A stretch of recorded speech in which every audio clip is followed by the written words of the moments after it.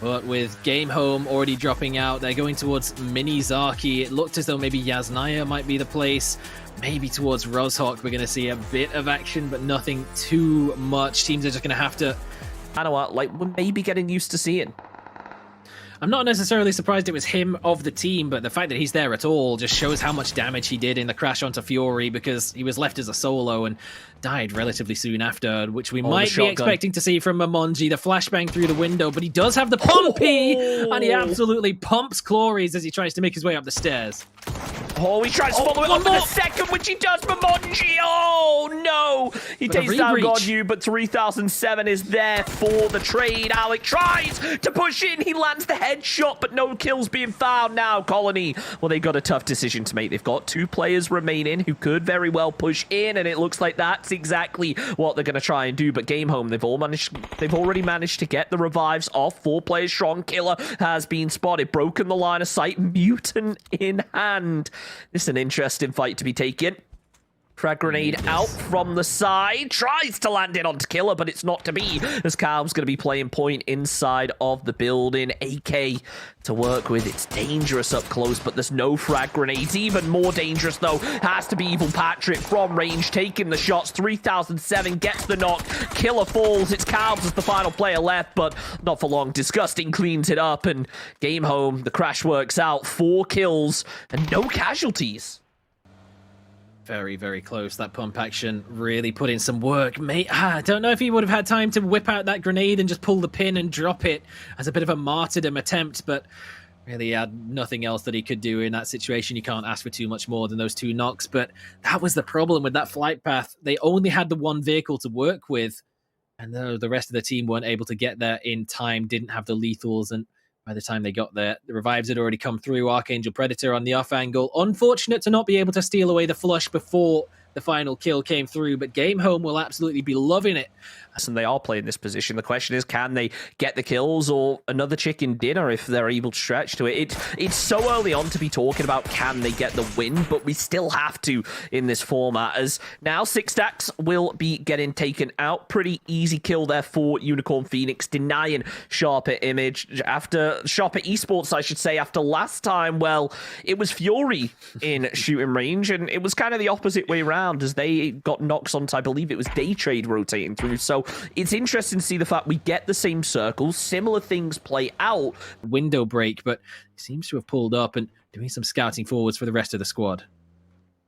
Shinbi there to support Smell, but no line of sight really being found. It seems like Cerberus may be aware of this. Look, they are squads that scrim against each other pretty often, so there's every possibility that this could be just a good prediction right now. 5 seconds till the zone pops, and we'll see where it ends up going. It will, in fact, be going over to the east, so most teams already inside. Easy Esports and Cerberus not 2 of those teams, though. A Smell opens up with the damage. A lot comes through, but the kill can't be found. The nade is there as well to try and finish off the job, but just a little bit short. The same not being said for Hymuses, though, as it lands beautifully onto Shin V, does the damage and takes him down low. Cerberus, they've still got their vehicles. They don't have to commit onto this, but they don't have enough info to know that they can safely rotate. They're not certain. For all they know, Easy Esports have a player sneak in behind them who, as soon as they hop in the vehicles, is going to spray them out and take down 2 of their players.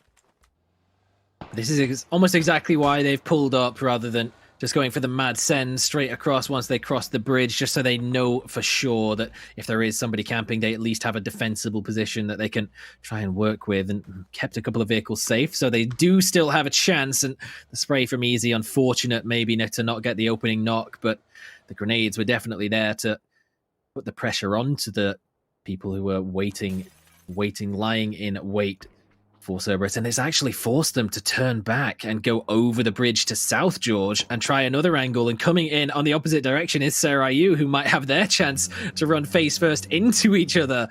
We might have a bit of a clash here. It's like straight face-to-face gangs in the vehicles. I love the way that Cerberus right now, they're just like, oh, we're going to be safe. We'll turn away. This is the smart play. No one's going to come behind. But no, we may end up seeing some serious problems right now. It looks like Cerberus and Seiryu just going to go past each other, so you don't have to worry just yet. Quickly, while they pass each other, though, go and enter that code into your esports tab in-game. Thankfully, with the spray, no knocks being found. I speak too soon as YA with the knock. Down goes Venotica.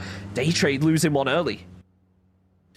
Yeah, it's certainly not the first time it's happened, and if anything, I can't really remember a time where it hasn't happened so far today that they've lost a player early on, and a lot of the time it has been in a trade with Fury, interestingly enough, but now it's Easy who wrap away, and they had the chance to do the damage earlier on to Cerberus, who, by the way, they're still in the blue zone. They're going out through ruins. They're going on the widest wrap that they possibly could, just to avoid any possible bridge campers. Seiryu, I mean, they got over the Georgia Pole bridge. There was nobody there, so they're like, I don't know what their guy's problem was that was going back the same way over this bridge. They must have thought something was up, but get free reign to go straight into the zone. Easy have moved on, taking the fight with Daytrade, and now hold a good position on the northwest of the zone. But in fact, they will move down to the southwest. So, made in Thailand, game home. Neither team being forced to make a move. It looks like, though, Easy Esports could have a squad coming up on them. It's Seiryu that descended in. Ow! Runs over one. Smell and Shin V take down one apiece, though, as Smell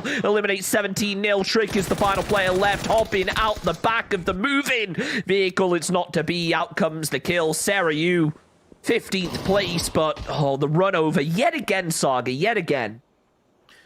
The first time so far today that they have placed outside of the top 4 for Seiryu. Oh no. Oh, it's not even over. What has just happened? How has BN United needed that? And now MSC rocks up, and Easy Esports have defended their position and immediately been demolished with a combination of that long-range grenade to take down 2 and MSC sweeping in from behind, cleaning them up.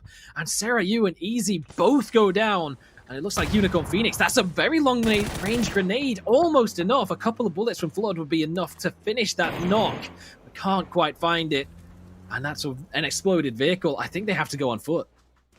I love what BN United just did there. They heard the shots, they peeked up, they threw a nade, but it was MSC that really pushed in and did the majority of the damage. Now, Fury also going to try and get involved as the zone has shifted away. They need to make a move. Poochill's there with the barrel, tries to land a couple, but not to be in terms of finding the kills. VODS, though, he is in the perfect position to find some of his own if he can land the spray, which he does. Maximus falls, but Belmoth is there for the trade. Jekzy from range steals away the kill, and in the end, Unicorn Phoenix, a nade, and a barrel are all that's needed to get the kill. Sharper Esports out in 13th position.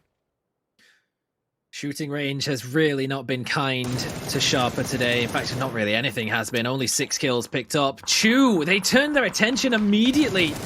Turn around, find out it's Fury that they're battling, and that's another really clean spray. Almost gets a second knock. Chew, disgusting stuff, and the grenades aren't going to fall directly on top of Ronon, not quite far enough, so there is a potential revive to come through. They have already lost the one, and it's Asba over the top who's going to shoot Insight in the back. And now Fury's caught in between 36 Cartel and the damaged Unicorn Phoenix, but they can't find an advantage on either side.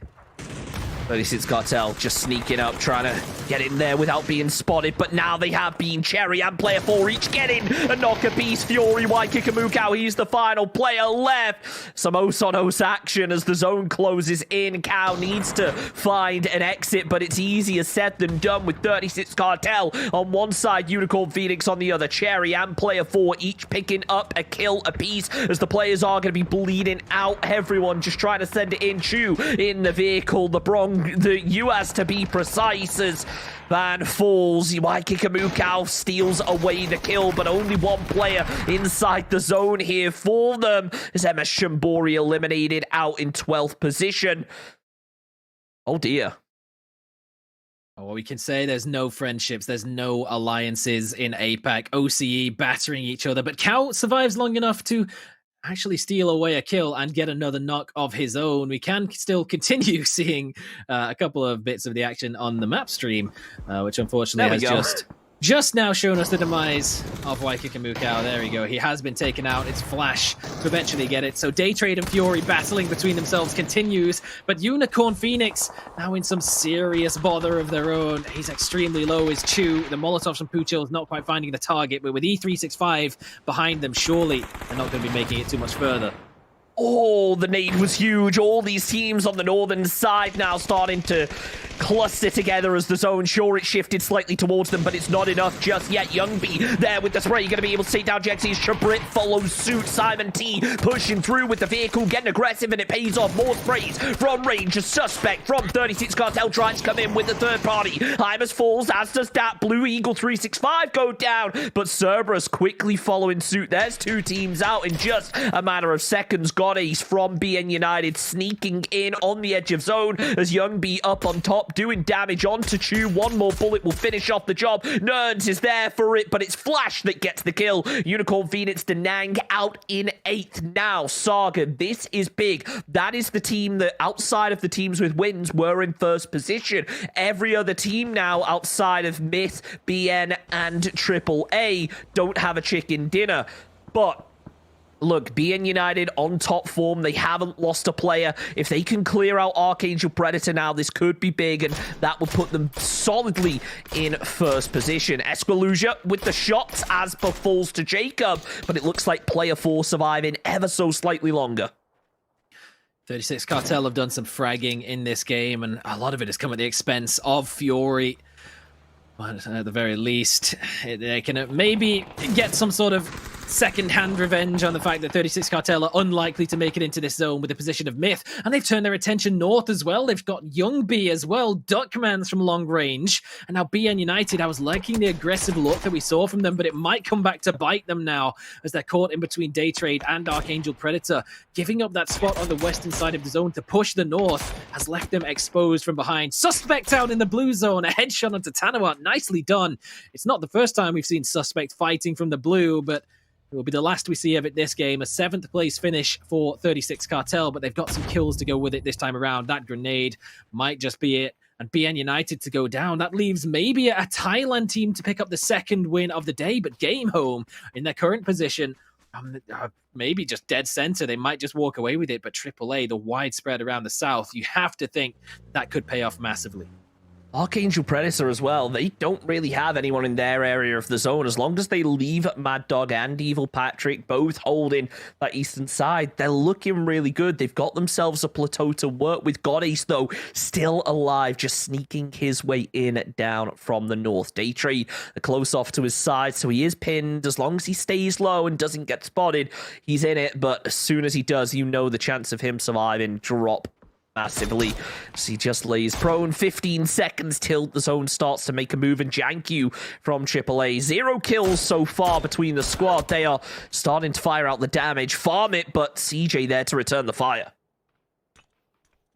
I have to say I'm a little less confident in the position of Game Home now that they've basically been forced to give up any sort of control, any sort of split, and just regroup up on the shack. That is pretty much exactly why they're not showing up in the percentages right now, because a shack is nice, but you can't really fight from it. You're going to get shot from all angles, particularly this one. And you've got ArkAngel Predator spread wide on the north and AAA towards the south. There's 5 A's in those team names, and about every single one of those is an angle that you have to worry about. There's a whole lot going on. And on the northeastern side, Jacob pushing forward with Myth. He's catching Puchios out behind the vehicle. Godace in the background, happy just to sit back and let this happen as Norins tries to answer back on Duckmans, but can't finish it off.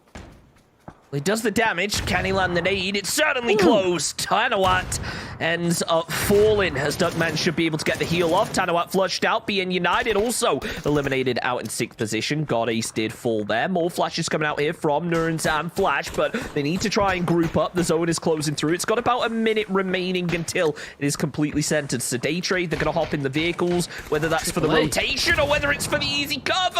Oh no, Game Home, a dong. 0 cover from that nade as it connects. They still have a player inside, but the question is for how long as Jay swings out wide, clearing through. Maybe not expecting to have cleaned up so many players. Disgusting cleans up a kill of his own, though. Jay falls. Disgusting goes down as well. One player now remains. The Grozer from Glooms connects, does the damage. No kills being found on 3007 as the flashbang comes. Underhand, it can't find the kill, and he hops back into his shack, into some form of safety from those grenades. Attack all around have just been torn apart. ArkAngel Predator looking like they're going to try and move in for the third party.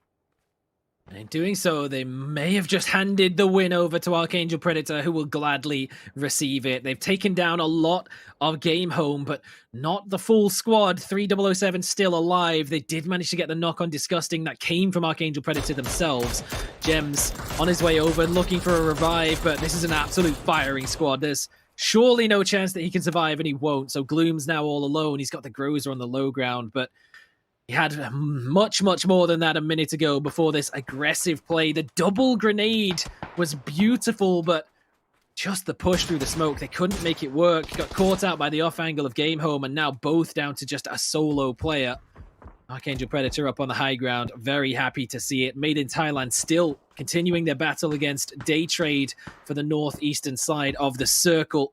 Oh, Duckman's has been caught out by Norins. He's managed to get down low, taking the vehicle over to a rock. He's got an angle towards it, and he can spot Jacob if he tries to make a move as well. Dugman's laying low. It wasn't enough. One more bullet. Down goes Esquilusia. There's only Jacob remaining. It's attack all around full. Now 4 teams. But look, 2 of those are solos. Made in Thailand with only Jacob left, and Day Trade with only 2 players. It's rough here as Game Home are going to try and get themselves the revive. Never mind, CJ's there to shut things down. Down go Game Home. We don't have the winner chicken dinner probability up. Never mind. Yes, we do. Well, we do. And ArkAngel Predator, the clear favorites. Down goes Jacob. 69% in favor of AAP. Nice. Now, Day Trade, 2 players left. Flash is hopping in the Dacia, going to try and move round, but AljnBOTz, Evil Patriot working together to fire off the shots. Even if he survives, that vehicle is going to be low. Oh, clean spray onto Flash. Only a few bullets required for AljnBOTz, and that's Norins in a 1 versus 4. This is the closest Day Trade have gotten to getting close to a win.